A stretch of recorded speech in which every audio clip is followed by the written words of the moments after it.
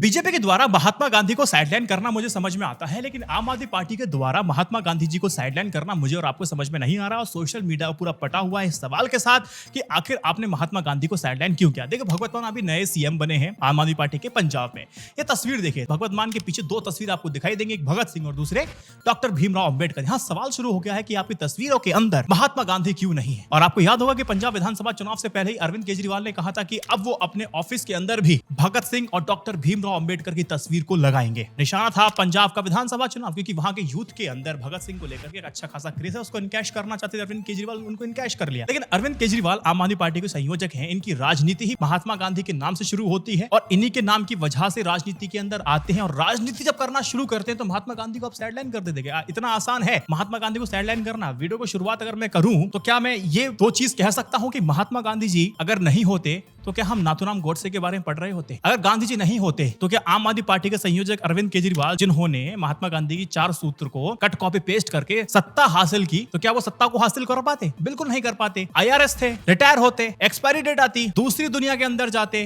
ना मुझे पता होता कौन अरविंद केजरीवाल। स्वाभाविक बात है, जिसकी वजह से आप राजनीति के अंदर आए और राजनीति में आने के बाद उसी को आप साइडलाइन करेंगे तो बहुत गलत बात है। बीजेपी और आम आदमी पार्टी गांधी जी से पीछा क्यों छुड़ाना चाहते हैं, इसके पीछे की राजनीतिक वजह मैं आपको 5 मिनट के आसपास बताऊंगा। लेकिन मेरा एक सवाल यहाँ पर यह है कि भगवत मान के पीछे भगत सिंह के जस्ट बगल में आखिर क्यों महात्मा गांधी जी की तस्वीर नहीं है? क्या आने वाले वक्त में हम महात्मा गांधी के बारे में आम आदमी पार्टी के नेताओं के द्वारा ये सुनने को मिल सकता है? क्या इस तरह का दुष्प्रचार किया जाएगा कि महात्मा गांधी चाहते तो फांसी पे लटकने से बचा सकते थे भगत सिंह को, उन्होंने नहीं बचाया इसलिए उन तस्वीर नहीं लगाई? क्या इस तरह का दुष्प्रचार या फिर कुछ ऐसी बयानबाजी मुझे और आपको सुनने को नहीं मिलेगी? इसकी बात के पीछे क्या गारंटी है? क्योंकि बीजेपी के नेता तो हमेशा कहते रहते हैं ना, बहुत सारी चीज कहते रहते हैं। अब आम आदमी पार्टी की तरफ से भी ये चीज कही जाएगी और आपको पता होना चाहिए सारी बातें फिजूल वाली बातें हैं। महात्मा गांधी ने पूरी कोशिश की थी कि भगत सिंह की फांसी को रुकवाया जा सके, पूरी कोशिश की। अब लेकिन वो इरविन ने वो चाल चल दी जो महाभारत के समय श्री कृष्ण भगवान ने द्रोणाचार्य के लिए चली थी। आपको याद होगा महाभारत में क्या हुआ था? अर्जुन ने कहा कि जब तक मेरे सामने गुरु द्रोणाचार्य खड़े होंगे तब तक मैं युद्ध नहीं करूंगा। श्री कृष्ण भगवान ने बोला ऐसे तो काम खराब हो जाएगा। तो उस समय युधिष्ठिर को बुलाया और कहा कि आप द्रोणाचार्य जी के पास जाओ और कहो कि अश्वत्थामा मारा गया। अब वो सत्यवादी थे, प्रसिद्धि भी इसी चीज को लेके थी। बोले द्रोणाचार्य जी के पास में जाऊंगा, मैं तो झूठ बोलता नहीं। बोले अश्वत्थामा तो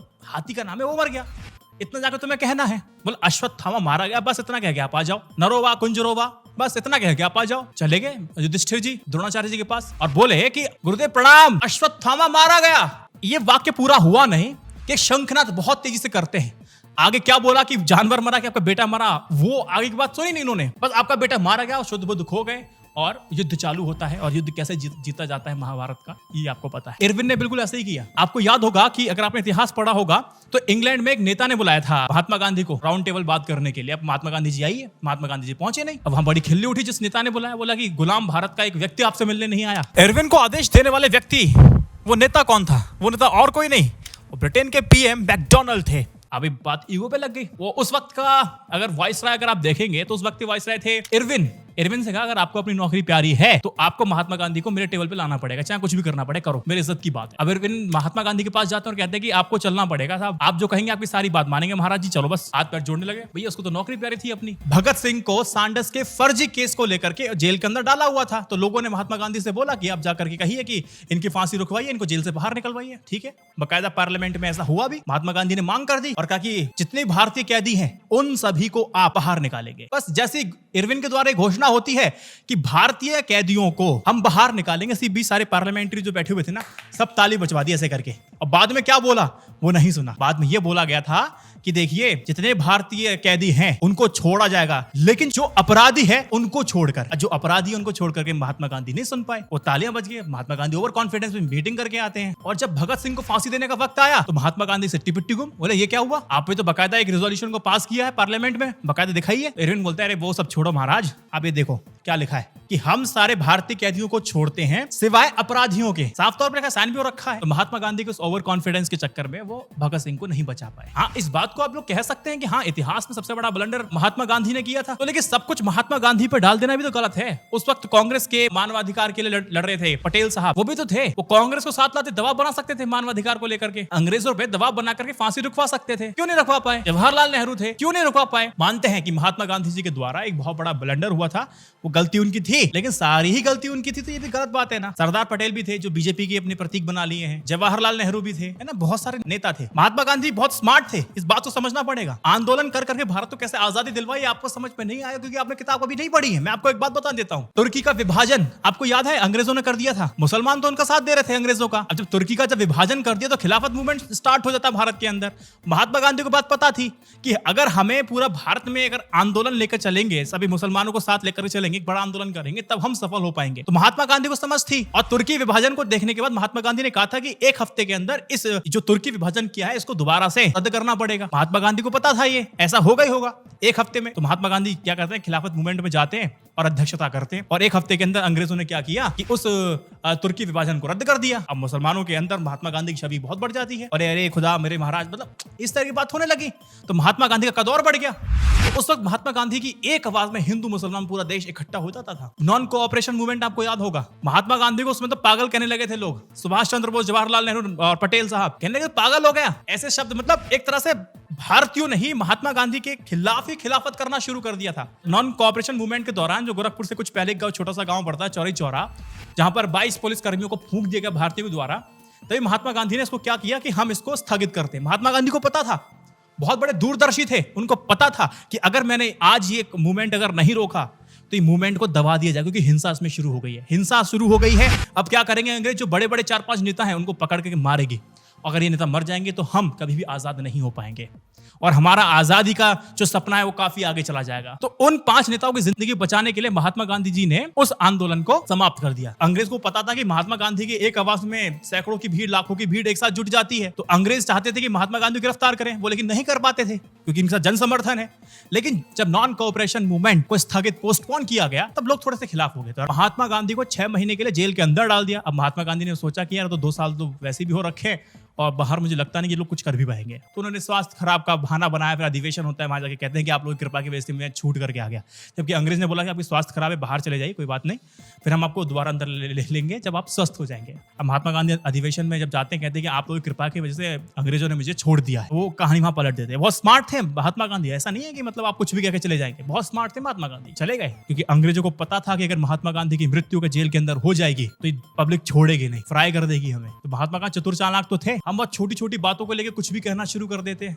हमें इतिहास का ज्ञान नहीं, लेकिन ज्ञान इतिहास का देते हैं। अगर बात को मैं कंक्लूड करूं दोस्तों, आपके पास समझ में आ गई कि दिल्ली के मुख्यमंत्री अरविंद केजरीवाल ने कहा था ना कि सरकारी कार्यालयों में अब भगत सिंह और अंबेडकर की तस्वीरें लगेंगी। तो इसका तात्कालिक मतलब क्या था? मकसद सिर्फ यह था कि पंजाब की युवाओं और दलित मतदाताओं को अपने साथ अपनी पार्टी की ओर आकर्षित करना। वो आम आदमी पार्टी ने कर दिया, और डॉक्टर भीमराव अंबेडकर को लगाना के पीछे की मकसद आपको समझ में आ गया, क्योंकि अगर आप देखेंगे बीएसपी कमजोर हो रही है तो वहां पर भी पैड बनाने के लिए किया था। तभी भगत सिंह की तस्वीर तो लगा दी, लेकिन पंजाब की जीतने के बाद इनकलाब कहना शुरू कर दिया। आपको पता होगा कि आजादी की लड़ाई में इनकलाब भगत सिंह का नारा था। केजरीवाल को पता है कि देश के युवाओं में भगत सिंह का एक कैसा क्रेज है। शहीद आजम के प्रति युवाओं के लगाव और आकर्षण को केजरीवाल अपने वोट में बदलना चाहते थे। ऐसे ही उत्तर प्रदेश में बहुजन समाज पार्टी के कमजोर होने और मायावती की राजनीति के ढलान को भांपते हुए अरविंद केजरीवाल ने अपनी पार्टी और सरकार को बाबा साहेब अंबेडकर से जोड़ करके पब्लिक में दिखाना शुरू कर दिया। इसको लेकर बहुत सारी बातें हुई है, बहुत सारे इन्होंने आयोजन भी किया है। ये नोटिस आपने किया होगा, नहीं किया तो थोड़े से देख लो, जाकर के पीछे फोटो सर्च कर लो, आपको दिखाई दे जाएगा। आम आदमी पार्टी और उसकी सरकार के दफ्तर में लगाई जाने वाले तस्वीरों में आपने इस बात को नोटिस करना कि भगत सिंह की जो तस्वीर है ना, वो पीली पगड़ी में पहनी है। आजादी की लड़ाई के दौरान भगत सिंह की कुल 4 ओरिजिनल तस्वीरें हैं, जिनमें से किसी में भी उन्होंने पीली पगड़ी नहीं पहनी है। सिख वेश में उनकी पगड़ी सफेद है। सोचो, अपने आप सोचो कि घोषित रूप से नास्तिक बताने वाले भगत सिंह को पगड़ी के रंग के जरिए आम आदमी पार्टी धार्मिक पहचान देने की कोशिश कर रही है। क्या आपको ये बहुत साधारण बात लगती है? लोग भूल रहे हैं कि अरविंद केजरीवाल ने अपनी राजनीति की शुरुआत महात्मा गांधी के नाम से की थी, और जब सत्ता के अंदर आते हैं महात्मा गांधी जी को साइड लाइन आप कर देंगे। नहीं कर सकते। मैं उस फ्रेम को देख के बात कर रहा हूं, बाकी में तस्वीर से कोई लेना देना नहीं है। आपको याद होगा अरविंद केजरीवाल ने अपनी राजनीति की शुरुआत गांधी के नाम से की थी। उन्होंने दूसरे गांधी के रूप में अन्ना हजारे को देश के सामने पेश कर दिया था। अन्ना हजारे के गांधीवादी आदर्शों की ताकत थी, जिसके दम पर इंडिया अगेंस्ट करप्शन का आंदोलन सफल होता है। केंद्र में 2014 में नरेंद्र मोदी और 2015 में दिल्ली में अरविंद केजरीवाल उसी आंदोलन के दम पर सत्तारूढ़ हुए थे। अब दोनों ही साइडलाइन करना शुरू कर दिए। बताता हूं क्यों। तो इतिहास में आपको पता होगा ना कि महात्मा गांधी जी को अगर अपनी बात अंग्रेजों से मनवानी होती थी, वो पूरा का पूरा एक प्रोसेस फॉलो करते थे। अब उसी प्रोसेस को फॉलो करके अरविंद केजरीवाल चुनाव जीतते हैं। आपको पता होगा कि महात्मा गांधी जी लेओ टोल्स्टॉय से बहुत ज्यादा प्रभावित थे, उन्हीं के नक्शे कदम पे चलते थे।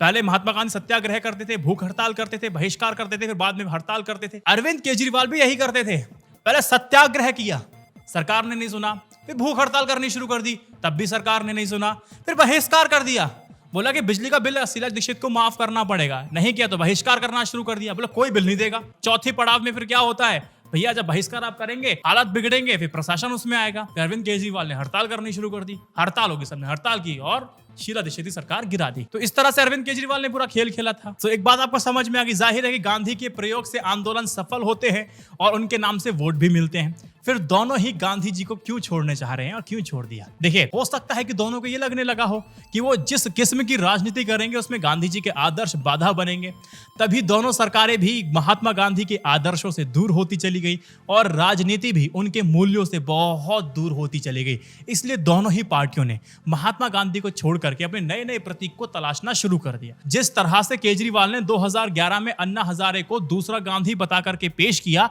वैसे ही भगवत मान को दूसरा भगत सिंह बना करके पेश किया, प्रतीक बदल दिए। समझ रहे हो राजनीति? ऐसे बीजेपी क्यों नहीं चाहते है कि महात्मा गांधी का नाम इतिहास में ना हो और इन पे चर्चा ना हो? इसके पीछे राजनीतिक समझ में आपको बताऊं, कश्मीरी फाइल्स आपने देखी, उसके बाद नरेंद्र मोदी जी ने जो अपने कार्यकर्ताओं को संबोधन किया उसमें क्या कहा था, याद करना। भाजपा की मजबूरी भी यह है कि वह गांधी से पीछा छुड़ाए, क्योंकि वैचारिक रूप से वो गांधी जी और उनकी राजनीति के रास्ते में बाधा बनते हैं। तभी गांधी की हत्या से लेकर अभी तक उनकी साख बिगाड़ने के काम में हिंदूवादी संगठन पूरी प्रतिबद्धता से लगे हुए हैं। दूसरा, कांग्रेस मुक्त भारत की राजनीति करनी है तो सारी समस्याओं के लिए वो पहले जवाहरलाल नेहरू को दोष देना है, फिर नेहरू गांधी परिवार के साख को बिगाड़ना है, तो उसके लिए महात्मा गांधी पर पर्दा डालना ही होगा, या फिर देर ना सबेर आने वाले वक्त में उनकी आलोचना आपको करनी ही होगी। आपने कई बार देखा ना टीवी के अंदर, और आरएसएस के और भाजपा के नेता भी कई बार कहते हैं पटेल क्यों नहीं पहले प्रधानमंत्री हुए, क्योंकि गांधी ने उनकी जगह नेहरू को बनाया। ये आपने सेंटेंस सुना होगा। सो लंबे समय तक ऐसा नहीं हो सकता कि नेहरू की आलोचना हो और गांधी पर सवाल ना उठे, इसीलिए पहले से ही भाजपा ने गांधी से दूरी बना ली। और जब संबोधन कर रहे थे प्रधानमंत्री मोदी जी, उनका क्या कहना था कश्मीरी फाइल्स के बाद? अनायास कहना नहीं होता है, उन्होंने कहा था कि एक विदेशी ने जाकर के फिल्म बनाई, तब दुनिया ने जाना कि गांधी जी कितने महान थे। ये भी ऐसे ही अनायास नहीं बोल दिया है। आम आदमी पार्टी और भाजपा जो प्रतीक चुन रही है, उन सबको गांधी का वैचारिक या फिर राजनीतिक विरोधी प्रचारित किया जा रहा है। और एक सवाल मैं आपसे पूछ लेता हूं, ये कहते हैं कि पटेल को पहला प्रधानमंत्री क्यों नहीं बनाया गया? एक उल्टा सवाल मैं आपसे पूछूं, अब आप मुझे बताओ कि आरएसएस और बीजेपी की तरफ से प्रधानमंत्री पद के लिए योगी आदित्यनाथ को क्यों आगे किया जा रहा है? उसी चीज को आप नेहरू जी के परिप्रेक्ष्य में देख सकते हैं, एज फैक्टर। कुछ तो पॉजिटिव सोचिए, क्यों राजनाथ सिंह जी को क्यों नहीं बनाया जाए? सारा अनुभव तो उनके पास है, बेहतरीन नेता है वो, अच्छी कार्यशैली उनके पास, अच्छा वक्ता, अच्छा प्रवक्ता, सब कुछ उनके अंदर है, प्रशासन, उनको सीएम भी रह चुके हैं, सब कुछ उनके पास है। तो क्यों उनको आरएसएस या फिर बीजेपी की तरफ से पीएम पोस्ट के लिए प्रमोट नहीं किया जा रहा? क्यों योगी आदित्यनाथ को प्रमोट किया जा रहा है? Just because of age factor. Mahatma Gandhi चाहते थे कि हमें ऐसा व्यक्ति चाहिए जो 10, 12, 15 साल तक लगातार प्रधानमंत्री बना रहे। और आपको पता है कि जवाहरलाल नेहरू पटेल जी से काफी छोटे थे जब पहले प्रधानमंत्री जवाहरलाल नेहरू को बनाया गया था। और आप सभी को पता है कि पटेल जी की मृत्यु 1950 में हो जाती है और पहले आम चुनाव 1951 से और 1952 तक चले और प्रधानमंत्री नेहरू जी बने। तो महात्मा गांधी जी ये सारी चीज सोच रहे थे, एज फैक्टर आड़े आ रहा था, और इन्हीं चीजों को बहुत गलत तरीके से आपके सामने प्रचारित किया जाता है और आप सब ठगे जाते हो। ये सब गलत बातें हैं ना, सिंपल सी बात है। जो योगी आदित्यनाथ के लिए बात फिट बैठती है वही नेहरू जी के बैठती है, बात खत्म। समझिए, अब रिलेट करते रहिए। अब यही है, जब इतिहास आप पढ़ेंगे सारे सवालों के जवाब आपको मिल जाएंगे। अगर आप चाहें तो भगत सिंह के वक्त की गई ब्लंडर को दिखा करके आप कह सकते हैं कि कोई महान नेता तो था नहीं, सिर्फ चरखा चला के आजादी नहीं मिल सकती है। और दूसरी तरफ अगर उनके आप किए गए कार्यों को, आंदोलनों को देखेंगे तो आप कहेंगे कि हाँ, वास्तव में कुछ तो मैजिकल था इस व्यक्ति के अंदर, कुछ तो बात थी इस व्यक्ति के अंदर। तो आप कहने में विवश हो जाएंगे अगर आप उस तरह से देखेंगे। समस्या यह है कि अगर आपकी दृष्टि में इतना दोष डाल दिया जाएगा तो आप दोष ही दोष देखेंगे, तो फिर गांधी जी बेचारे कहां निर्दोष बनेंगे? जब नॉन कॉपरेशन मूवमेंट को जब स्थगित किया गया था तो लोग उनको पागल कह रहे थे। आप तो खैर फिर भी इन नेताओं के द्वारा दिए गए दोष से अपनी दृष्टि के द्वारा दोष ही देखेंगे, तो आप कहां सही देख पाएंगे? छोड़िए इन सारी बातों को, किताब पढ़ना शुरू कर दीजिए। सवाल नीचे आपकी जो भी प्रोपेगेंडा है नीचे कमेंट कीजिए, आने वाले वक्त में वीडियो मिल जाएगी। नाम है वैभव शर्मा, चैनल है INI न्यूज इंडिया। मिलते हैं अगले वीडियो में। जय Hind, Vande Mataram. Stay updated, stay educated, सत्यमेव जयते। नमस्कार।